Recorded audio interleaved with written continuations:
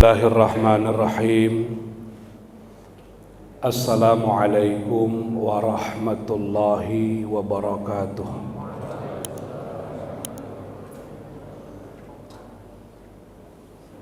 Alhamdulillahi rabbil alamin, wa bihi nasta'in ala umurid dunya waddin. Wassalatu wassalamu ala asyrafil anbiya'i wal mursalin Sayyidina wa maulana Muhammadin wa ala alihi wa ashabihi rasulillahi ajma'in. Ashhadu an la ilaha illallah wahdahu la syarika lah, wa ashhadu anna Muhammadan abduhu wa rasuluhu la nabiyya ba'da. Allahumma rabbi syrah li sadri wa yassir li amri wahlul 'uqdatam min lisani yafqahu qawli, amma ba'd.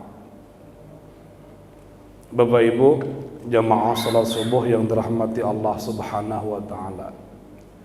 Kita bersyukur pada subuh ini Allah masih menganugerahkan kepada kita nikmat yang berlimpah, kesehatan, kesempatan, keluangan waktu, bahkan dorongan kolbu yang kuat untuk bisa salat berjamaah.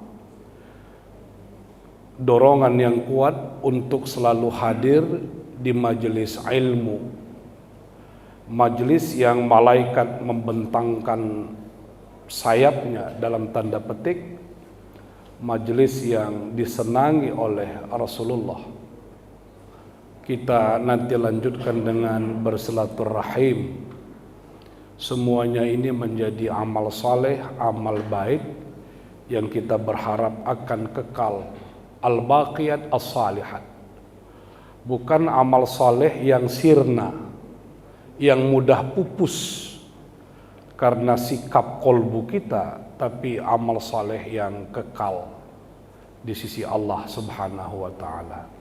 Insyaallah. Kita juga mendengarkan lantunan ayat suci Al-Qur'an dan terjemah. Siapa namanya TGM? Dua orang anak tadi.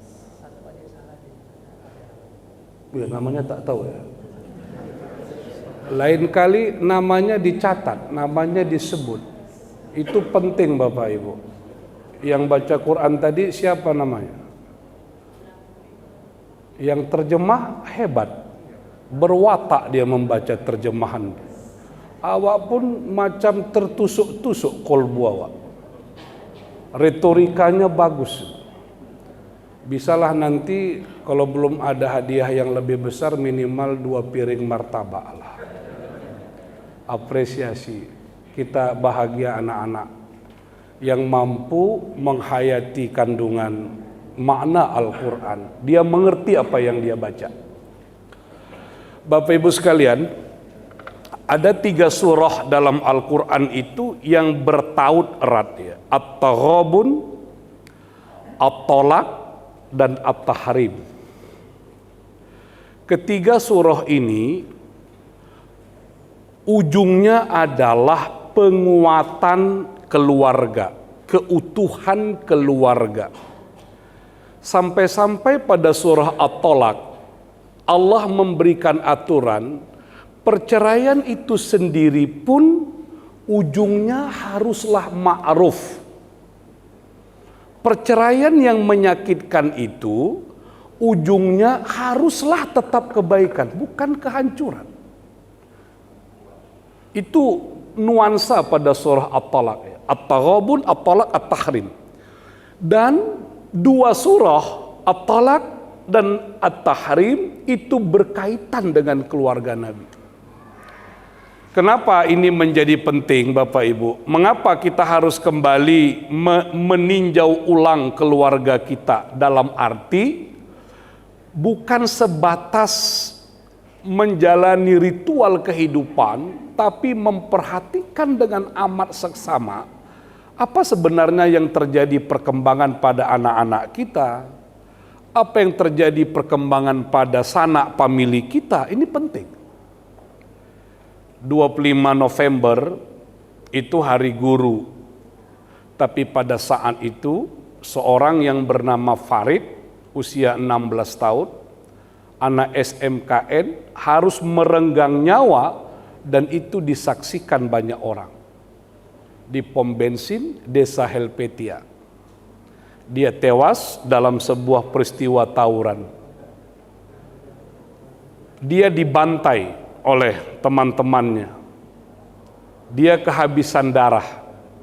Itu menurut Pak Valentino waktu pengurus MUI beraudiensi. Dia minta tolong pada saat itu kepada orang-orang di sekitar. Tidak ada yang menolongnya. Dia harus merenggang nyawanya di situ, kehabisan darah, lalu meninggalkan ibunya seorang yang tunarungu. Dia punya satu orang adik. Tidak ada yang peduli pada saat itu, mungkin takut. Tapi apakah takut itu akan mengalahkan rasa kemanusiaan kita mau menolong orang? Itu pertanyaan besar. Bahwa petugas SPBU-nya takut berperkara, orang yang sedang ngisi bensin takut berperkara sehingga tidak menolong itu, itulah tanda-tanda kiamat kemanusiaan. Rasa takut memberangus rasa kasihan, rasa kemanusiaan kita melihat orang yang terkapar. 26 November di Sunggal kembali lagi tawuran. Sebelumnya terjadi lagi di Percut. Bacok-bacokan, masuk rumah sakit, tapi tidak sampai tewas. Banyak riset yang menunjukkan kenapa itu terjadi, ada banyak faktor, tapi faktor yang paling kuat itu adalah lemahnya sendi-sendi keluarga itu. Mungkin karena beban hidup yang terlalu berat, persoalan ekonomi yang terlalu berat, orang tua tak lagi melihat anaknya, tak lagi memperhatikan anaknya, dia tak tahu dalam tas anaknya itu apa sebenarnya yang isi yang dibawa. Bahwa ada buku iya, tapi ada kelewang di dalamnya, ada pisau di dalamnya, ada benda keras di dalamnya. Ada gir-gir apa itu Pak? Itu juga ada di dalam Pak. Dan Farid ini sendiri ketika dia menjadi korban, dia juga pelaku. Karena di dalam tasnya itu juga ditemukan benda-benda itu. Memang pada saat itu dia naas, tewas, anak usia 16 tahun. Nah ini yang muncul dan kita khawatir ini adalah seperti puncak gunung es. Di bawahnya itu ketidakpedulian itu sebenarnya sudah amat kuat di masyarakat. Kalau kita di jalan Pak, coba lihat ada orang yang jatuh, ada orang yang tersenggol. Berapa orang yang segera bersigap untuk menolong itu? Berapa orang pula yang memilih untuk mengabadikannya lewat video? Itu kalau tidak ada orang yang memvideokan di kasus di SPBU itu, kita nggak pernah tahu Pak sadisnya itu. Tapi coba bayangkan bagaimana orang bisa membuat video itu, lalu dia tidak berbuat apapun untuk menolong. Ya, walaupun ada manfaatnya juga lah dari video itu, orang menjadi tersadar. Inilah realitas. Yang paling menakutkan itu pada saat diri kita, di dalam kehidupan kita hilang rasa kemanusiaan, rasa kasih sayang. Padahal dalam agama itu relasi bumi dengan langit itu amat sangat kuat sekali. Bahkan perilaku bumi akan menentukan respon langit. Kita 3 hadis bisa kita kemukakan. Irhamu man fil ar, yarhamukum man fis sama, kata Rasulullah. Sayangi orang yang di bumi, orang yang di langit, atau Allah, atau malaikat, atau makhluk yang di langit akan menyayangimu. Kalau logikanya dibalik, tidak akan pernah kita mendapatkan Rahman Rahim Allah kalau kita tidak menebar kasih sayang sesama penduduk bumi. Dan menariknya hadis itu tidak menyebut agama. Irhamu man fil ar, sayangi orang yang di bumi, apapun sukunya, apapun agamanya, apapun bangsanya. Nggak ada di situ dikatakan sayangi orang yang Islam saja, enggak. Siapapun itu menebarkan kasih sayang sesama makhluk yang ada di bumi. Oleh karena itu, Bapak Ibu sekalian, dalam perspektif ukhuwah itu kan ada 3 level paling tidak. Ada ukhuwah insaniyah, ukhuwah atas dasar kemanusiaan. Kita ini sama-sama makhluk Allah, sama-sama ciptaan Allah. Tidak ada pencipta selain Allah, hanya Allah yang menciptakan kita. Apapun bangsanya, apapun agamanya itu, apapun sukunya, semua kita adalah makhluk Allah. Dan makhluk itu tidak ada diberikan Allah hak privilege, tidak ada hak keistimewaan, tidak ada keunggulan. Semua makhluk ciptaan Allah ini sama. Karena itulah kita disuruh untuk menebarkan rahmat. Dalam hadis yang lain, Nabi berkata, "Afsus salam," tebarkan salam. Tapi tebarkan salam nih maknanya bukan hanya ketika bertemu, "Assalamualaikum, Assalamualaikum, Assalamualaikum." Bukan hanya itu. Ada orang yang memahami makna menebarkan salam nih, kalau berjumpa dengan orang, "Assalamualaikum," oke lah. Jumpa dengan orang salaman karena itu memang dianjurkan oleh Nabi. Tapi hakikatnya hadis itu ingin mengatakan, tebarkan keselamatan, jadilah orang yang memberikan keselamatan kepada orang di sekitar kita. Dalam hadis yang lain Nabi berkata, "Al-muslimu," orang Islam itu, "man salimal muslimin," siapa yang memberikan keselamatan, kedamaian, ketenangan kepada orang lain, baik dengan lisannya ataupun dengan perbuatannya. Bayangkan Bapak Ibu, kalau ada teman kita lagi ngobrol, begitu dia datang, mulai hajab kita, hajab. Kenapa? Kalau orang ini udah datang, pasti dia mengacau, pasti ada yang tersakiti, pasti ada yang dia singgung, pasti ada yang dia rendahkan dan sebagainya. Itu tidak memberikan salamah. Ini prinsip yang pertama di dalam ajaran Islam itu, kasih sayang. Makanya Allah menyifati dirinya yang paling banyak itu adalah dengan Rahman dan Rahim. Bismillahirrahmanirrahim.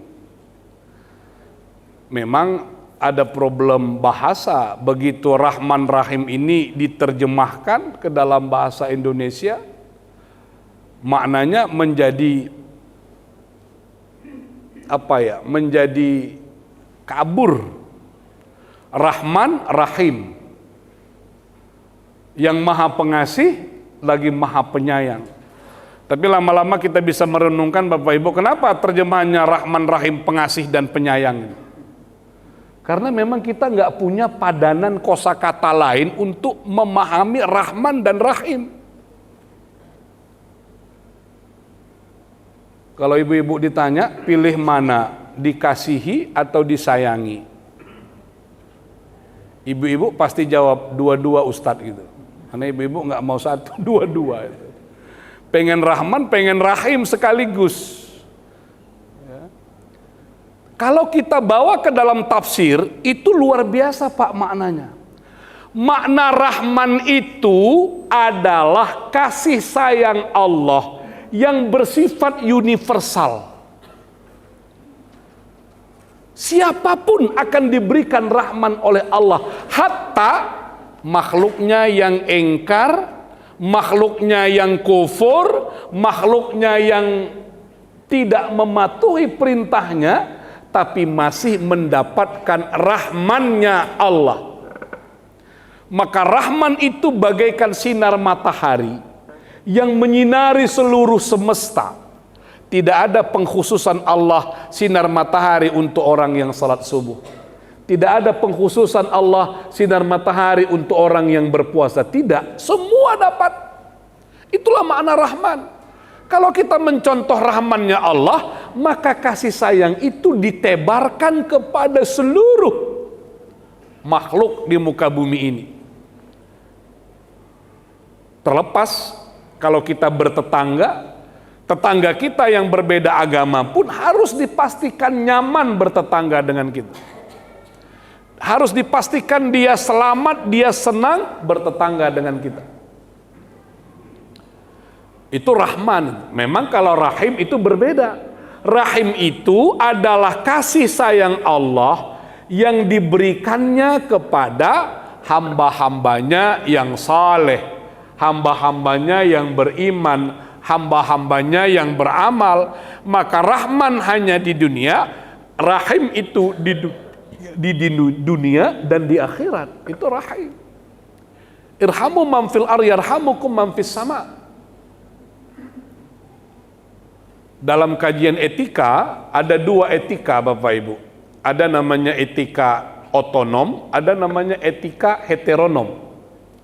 Mohon maaf saya, kalau di jalan tak ada orang lain, kita sedang naik Honda, ada orang yang kulitnya agak gelap dikit, jatuh masuk ke parit.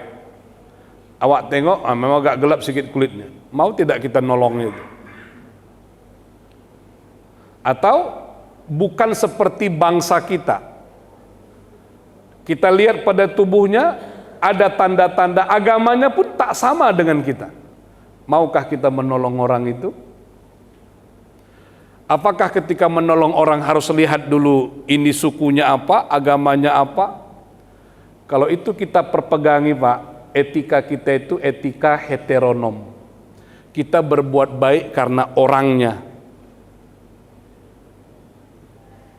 Dia baik kalau sesuku dengan dia. Dia tolong kalau sedaerah dengan dia. Orang yang berbeda dengan dia, dia tak mau tolong, dia tak mau urus. Itu namanya etika heteronom. Sedangkan etika otonom itu kita berbuat baik semata-mata karena kebaikan itu sendiri tanpa peduli siapa yang tersangkut, siapa yang kena, siapa yang menjadi korban pada saat itu. Dan Islam itu sebenarnya menekankan etika otonom, prinsip kemanusiaannya itu, rahmatan lil alamin. Itu yang pertama. Yang kedua, dalam hadis dikatakan man satara musliman satarallahu yaumal qiyamah. Siapa yang menutup aib saudaranya, niscaya Allah akan menutup aibnya. Bapak Ibu, kalau kita renung-renungkan, beranikah kita berjalan di muka bumi ini menegakkan kepala kalau Allah membongkar, membuka, memamerkan aib kita, kezaliman kita, kemaksiatan kita? Apakah kita berani melihat manusia kalau Allah membongkar isi kolbu kita ini? Siapa yang kita benci, siapa yang kita fitnah, siapa yang kita caci, dibongkar semua oleh Allah. Hatta para ustadz sekalipun. Sanggupkah Azhari Akmal Tarigan berceramah di hadapan jamaahnya kalau Allah bongkar aibnya? Enggak sanggup Pak. Enggak berani kita itu. Kenapa kita masih bisa tegak? Kenapa kita masih merasa paten itu? Karena memang Allah tutup aib kita. Makanya dalam hadis man satara musliman, siapa yang menutup aib saudaranya, Allah akan tutup aibnya. Kebalikannya, kalau orang yang membongkar aib saudaranya, maka Allah akan membukakan aibnya. Dalam beragama itu kan dua yang kita minta itu kan, istighfar dan al-afu. Apa makna istighfar itu? Astaghfirullah, astaghfirullah. Ghafara itu makna asalnya itu menutup itu. Ghafara. Menutup aib, menutup dosa. Astaghfirullahaladzim, ya Allah engkau tutup kesalahan, kekhilafan, dosa-dosa kami. Tapi kalau al-afu itu menghapus. Allahumma innaka afuun karim tuhibbul afwa fa'fu anna ya karim. Sayangnya Pak, itu hanya kita baca pada saat bulan Ramadan. Padahal enggak. Itu zikir yang harus terus dibaca itu, doa yang harus terus dilantunkan. Allahumma innaka afuun, ya Allah engkau yang maha menghapus. Maka memaafkan itu maknanya adalah menghapus. Bahwa tidak mudah memaafkan, iya. Makanya orang yang bisa memaafkan itu hebat. Kenapa? Dia menghapus sakit hatinya, menghapus kesalahan orang lain yang mengenai pada dirinya. Bukan menghilangkan, bukan melupakan. Kalau melupakan, suatu saat dia bisa ingat lagi. Aku kalau jumpa sama dia teringat, aku dulu sakit kali, hatiku teringat balik. Bahkan ada yang lebih parah dari itu. Aku tak palanya aku pendendam, cuman ingatanku kuat, kata dia. Sama. Karena ingat itulah kita tak bisa lagi membangun hubungan, Pak, yang lebih bagus.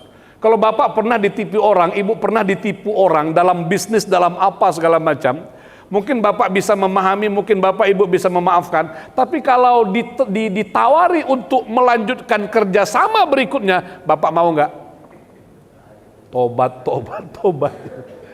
Kenapa itu? Karena memang tidak mudah untuk melupakan itu. Tapi agama menyuruh memaafkan itu menghapus, maka dibukalah lembaran baru.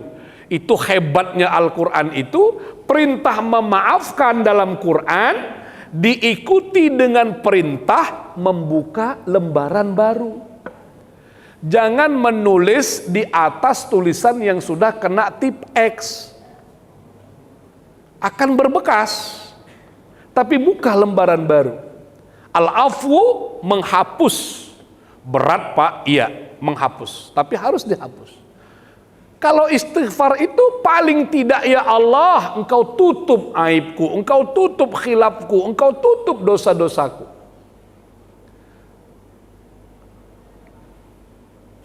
Kepada manusia kita tutup.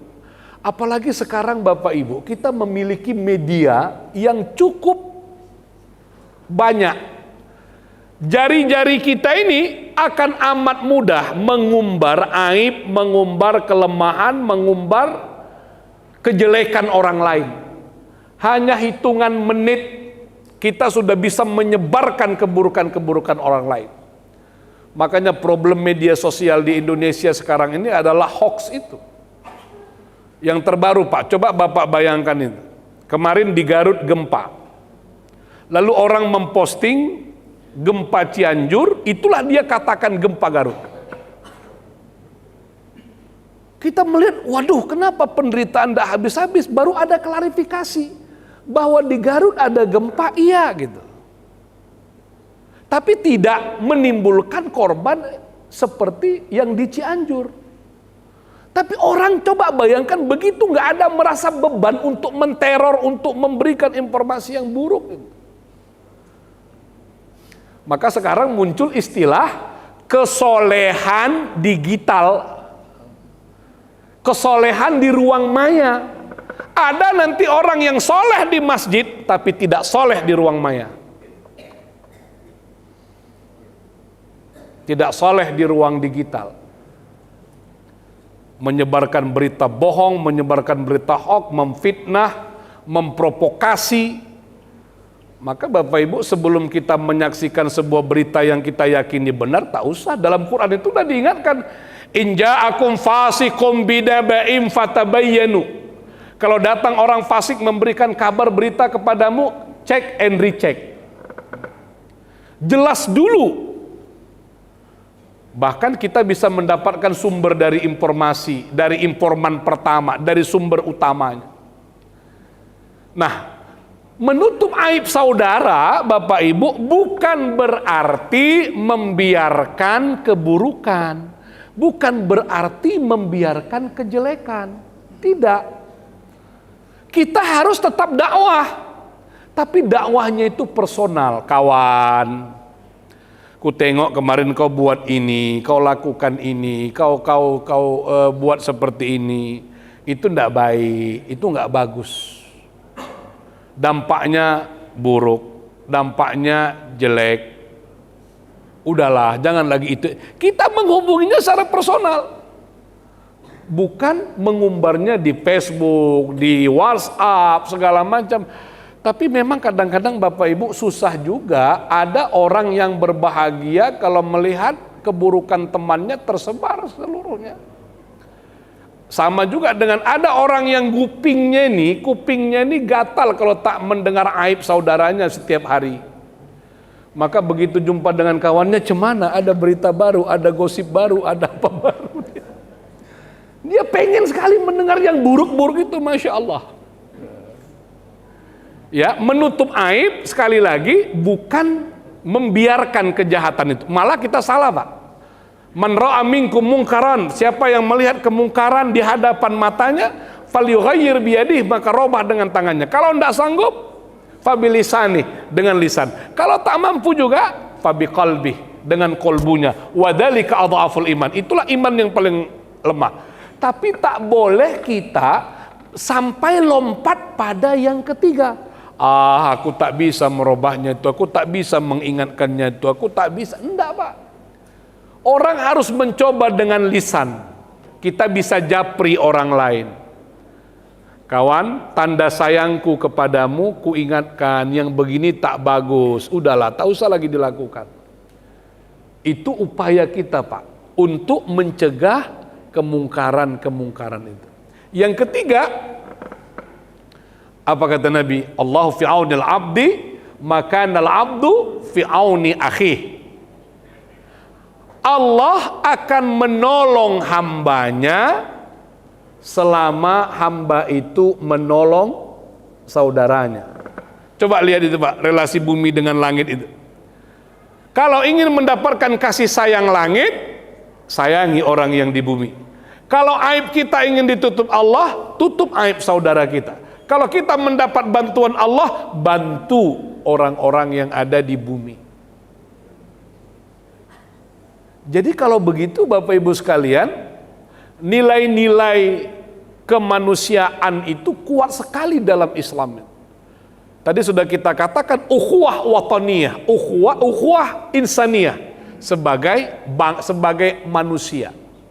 Maka kejahatan dimanapun yang terjadi di muka bumi ini itu akan mengusik rasa kemanusiaan kita. Kekejaman Israel terhadap Palestina misalnya, itu kalau ada orang yang tidak terusik sama sekali, ukhuwah insaniyahnya bermasalah. Karena sebagai makhluk Allah, dimanapun manusia itu diperlakukan dengan cara yang buruk, itu akan mengganggu rasa kemanusiaan kita. Di bawahnya ukhuwah wataniyah, ukhuwah sesama anak bangsa, sesama Indonesia. Ini ukhuwah persaudaraan kebangsaan. Ini pun sekarang jadi bermasalah. Coba bayangkan sampai sekarang orang masih cerita cebong, cerita kampret, Masya Allah, sampai sekarang masih jalan, Pak. Dan ini akan menguat lagi. Coba Bapak lihat, Ibu lihat beberapa video yang viral beberapa waktu yang lain. Betapa dia membelah bangsa ini menjadi dua, menjadi berhadapan. Apa iya begitu? Sabang Maroke, Maroke Sabang, ini kan sesama anak bangsa yang harus merasa dirinya bersaudara. Dulu Pak itu kan makanya olahraga itu luar biasa sebenarnya, Pak. Masih ingat kita seorang petinju yang hebat dulu itu, Elias Pikal. Dia orang mana itu, Pak? Ambon. Ketika dia bertinju, awak yang di Medan pun ikut berdebar-debar. Dia menang, awak gembira, dia kalah, awak sedih. Kenapa muncul itu? Karena sebangsa. Tapi begitu masuk ke wilayah politik, kita menjadi monster bagi saudara-saudara kita yang lain. Makanya Pak, saya tidak terlalu setuju di grup-grup muhajirin itu orang bicara politik, apalagi menghadap-hadapkan pada pilihan yang berbeda. Nggak usah lah. Nanti semakin tajam, nggak usah. Karena kita menyadari orang punya pertimbangan sendiri, orang punya argumen tersendiri. Biarkan aja dia adem begitu. Karena itu berpengaruh terhadap ukhuwah wataniyah. Yang ketiga, ukhuwah islamiyah. Ukhuwah yang didasarkan pada nilai-nilai Islam, ukhuwah yang didasarkan pada akidah. Inilah yang tak boleh terusik itu. Jadi Bapak Ibu sekalian, dari insaniyah, wataniyah, islamiyah itu. Coba kita ingat kaji kita beberapa waktu yang lalu itu. Di rumah Pak Zulfata saya membahas surah Al-Fat ayat 29. Muhammadur Rasulullah walladzina ma'ahu asyidda'u 'alal kuffar ruhama'u bainahum. Saling menyayangi. Bapak Ibu, sekali lagi kita ingatkan pada diri kita masing-masing, tidak ada namanya Rahman, tidak ada kasih sayang kita sesama muslim kalau dalam kolbu kita ini masih ada ghillah dengan saudara kita yang lain. Ini kalau kaji ibu-ibu Pak, ibu-ibu itu ada nggak di antara ibu-ibu di majelis taklim itu, ibu-ibu yang mungkin nggak di sini lah, nggak Al-Amin lah, tempat lain aja lah. Ada nggak ibu-ibu itu yang sok-sok paten itu? Kalau ngaji Pak dia mau tampil aja, dia aja sendiri. Ibu-ibu yang lain, tengok tuh, kan. Itu ghilan yang paling rendah seperti itulah itu. Bebunyi hati kita, ada rasa tak suka, ada rasa tak senang kepada orang lain. Orang Islam itu Pak, seperti yang diisyaratkan oleh ayat itu, menatap saudaranya itu adalah penuh kasih sayang, penuh kelembutan, penuh senyum, bukan kemarahan, bukan rasa tak suka. Tak suka itu kayak mana Ustaz? Memang aku nggak suka. Ya itulah yang harus dibuang. Bukan dia harus dipertahankan, tidak. Ruhama'u bainahum. Bukan ibu-ibu aja, bapak-bapak juga ada juga gitu kan. Tengok tuh. Tengok. Itu tak boleh Pak. Itu tak boleh.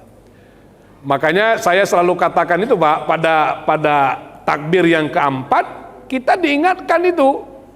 Walaupun konteksnya jenazah, artinya kalau orang sudah meninggal dunia, jangan pernah menceritakan keburukannya sedikit apapun. Makanya kita baca doa, Allahumma la tarimna ajra wa la taftinna ba'da waghfir lana wa lahu wa li ikhwanina sabaquna bil iman wa la taj'al fi qulubina ghillan wa la taj'al, ya Allah, jangan engkau jadikan di dalam hati kami ghillan, rasa tak suka dengan lilladzina amanu. Karena kita nggak tahu Pak, jangan-jangan orang yang kita sholatkan itu pengetahuan kita memang dia orang tak baik Pak, tapi kita tak pernah tahu ketika dia menjelang wafatnya dia bertaubat, dia istighfar, dia minta ampun kepada Allah, dan kita tak tahu, kita tetap menghukumnya sebagai orang yang tak soleh. Makanya itu doanya, wala taj'al fi qulubina ghillan lilladzina amanu. Jangan engkau jadikan dalam kolbu kami ada ghillan terhadap saudara-saudara kami yang seiman.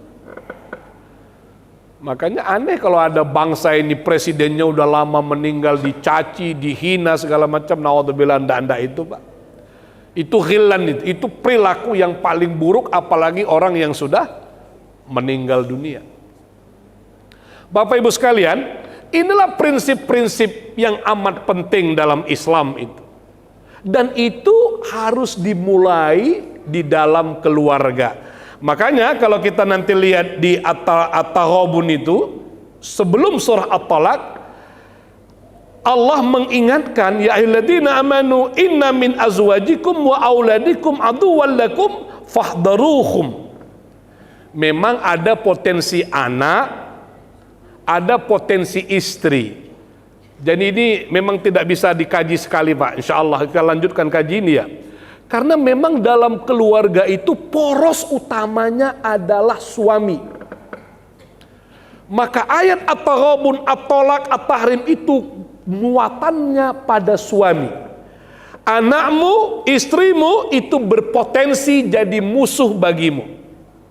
Kalau nanti dilihat kenapa ceritanya seperti itu, karena dulu pada masa Rasulullah banyak para sahabat mau hijrah bersama Nabi, mau ikut bersama Nabi, diajaklah istri dan anaknya. Istri anaknya menolak karena mengatakan, ya kalau kita nanti ikut hijrah bersama Nabi ke Madinah, hidup kita sengsara, rumah kita nggak ada, ekonomi kita nggak ada, kita punya masalah, jangan hijrah.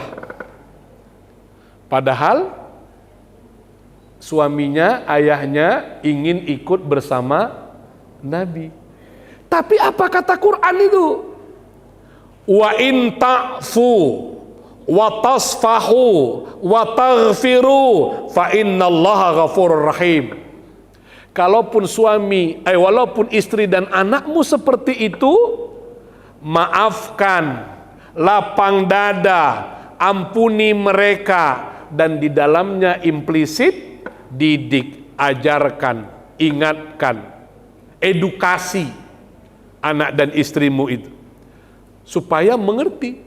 Tidak boleh juga seorang suami ketika anaknya tidak beriman, ketika istrinya tidak dekat kepada Allah, lalu dia melakukan perbuatan-perbuatan buruk. Nah, pada ayat berikutnya, innama amwalukum wa auladukum fitnah. Sesungguhnya harta dan anak-anakmu itu fitnah. Fitnah itu apa Bapak Ibu? Ini kata fitnah ini termasuk kata yang korban ketika diterjemahkan ke dalam bahasa Indonesia. Ketika masuk dalam bahasa Indonesia, fitnah itu artinya mencakapkan orang lain yang tidak benar. Dalam Quran fitnah itu maknanya ujian. Sesungguhnya hartamu dan anak-anakmu itu adalah ujian bagimu. Bukankah Nabi Ibrahim diuji oleh anaknya? Bukankah Nabi Nuh diuji oleh anaknya? Nanti kita lihat Bapak Ibu pada kajian surah At-Tahrim. Itu jelas sekali beberapa wanita disebut di situ. Nabi itu Bapak diuji oleh Aisyah. Nabi itu diuji oleh Hafsah. Nabi itu diuji oleh Zainab. Nabi Lut diuji, Nabi Hud diuji oleh istri-istrinya. Jadi seorang suami itu sebenarnya dalam kehidupan rumah tangganya dia tidak sunyi dari ujian-ujian itu. Maka pada ayat berikutnya dikatakan fattaqullaha mastata'tum wasma'u wa ta'ati'u. Tetaplah kita berada dalam keadaan bertakwa. Intinya Bapak Ibu, keluarga itu kuncinya pada suami yang harus mendidik istri dan anak-anaknya. Nanti pada surah At-Tolak muncul lagi, kalau engkau tak sanggup, kalau engkau tak mampu untuk membuat istrimu itu menjadi baik, barulah engkau boleh mentalaknya. Ya, ini pada surah At-Talaq ya, betapa ajaran-ajaran At-Talaq itu, ajaran-ajaran perceraian itu bukan hanya dari dimensi hukum. Bapak Ibu boleh periksa nanti pada surah At-Talaq ada 5 kali Allah mengatakan perintah untuk takwa. Wattaqu rabbakum wa may yattaqillah. Itu dalam satu surah At-Tolak itu 5 kali. Apa kesimpulan kaji kita untuk kali ini? Kesimpulannya adalah berangkat dari peristiwa-peristiwa itu, maka orang harus kembali menguatkan keluarganya. Menguatkan keluarga itu seperti apa? Menjadikan keluarga kita keluarga yang bertakwa. Apa makna takwa?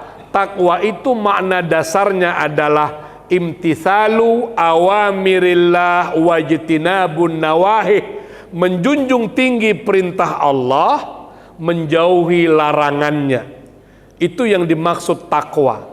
Bagaimana rumah-rumah kita, bagaimana istri-istri kita, bagaimana anak-anak kita hidup dalam kerangka menjunjung tinggi perintah Allah dan menjauhi larangan. Seorang suami harus berani berkata kepada istrinya pada saat istrinya melakukan perbuatan-perbuatan yang bertentangan dengan syariat. Seorang ayah harus berani berkata kepada anaknya yang anaknya keluar rumah tanpa menutup auratnya.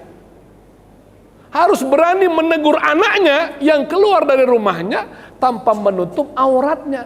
Dan itu Bapak Ibu bukan karena kita, dan itu berat. Pengalaman saya sederhana saja, punya anak perempuan itu. Kak, kalaupun membuang sampah ke lubang sampah di luar, tutuplah auratnya yang bagus. Kadang-kadang anak-anak ini pakainya anduk, tutupnya segala macam, tak apa-apa keluar dia. Itu pun susah mengingatkannya Bapak Ibu. Tapi harus dilakukan. Lakukan itu bukan karena ayahmu Ustadz, bukan. Tapi engkau harus takut karena Allah. Kalau karena ayahnya Ustadz, nanti begitu ayahnya nggak nampak oleh dia, dia nggak merasa takut lagi. Maka dibangun rasa takutnya kepada Allah Subhanahu wa Ta'ala. Itulah Pak Ibu, bagaimana menjadikan keluarga yang bertakwa. Orang tua, suami tidak boleh kalah. Ini banyak yang seperti itu. Karena menantunya yang membantu ekonominya, dikatakan membantu, padahal bukan bantuan. Anaknya memang wajib memberi nafkah kepada ayahnya manakala ayahnya tak mampu lagi. Tapi karena anaknya tadi yang memberi nafkah, menantunya tidak pakai jilbab, dia pun tak sanggup lagi bercakap dengan menantunya. Makanya ibu bapak, nanti pada surah At-Tolak, pada surah At-Tahrim, disitulah ayat ku amfusakum. Jadi sangat erat sekali. Tapi untuk hari ini yang dulu kita kaji, bahwa kita perlu kembali menguatkan keluarga-keluarga kita, menjadikan keluarga yang bertakwa. Tapi itu harus bermuara pada kita sebagai ayah, kita sebagai suami, harus terus membangun ketakwaan pada diri kita. Karena Bapak Ibu, hakikat keberhasilan seorang suami itu, seorang ayah itu, bukan pada saat dia memberikan rumah, bukan pada saat dia memberikan mobil buat anak-anaknya, tapi kehebatan seorang ayah, seorang suami pada saat dia mampu membawa keluarganya bersama-sama berada di pintu surga dan masuk ke dalam surga secara bersama-sama. Insya Allah akan datang kita akan mencoba membahas surah At-Talaq lebih dalam, kemudian kita akan mengkaji surah At-Tahrim. Karena ini amat penting dalam kehidupan kita. Terima kasih. Assalamualaikum warahmatullahi wabarakatuh.